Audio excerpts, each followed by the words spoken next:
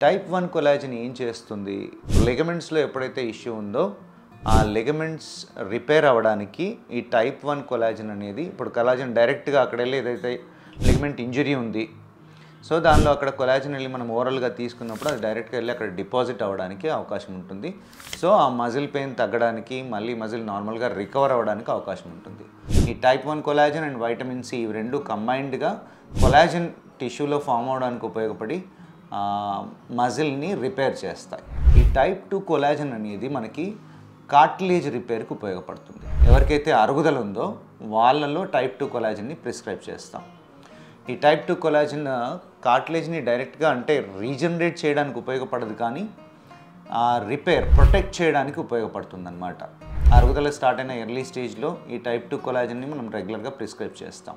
Glucosamine, డయాసిరిన్, type 2 collagen ఇవి 3 కలిసి ఉన్న టాబ్లెట్స్ని ఆర్థరైటిస్ అరుగుదలకి మనం ఉపయోగిస్తాం.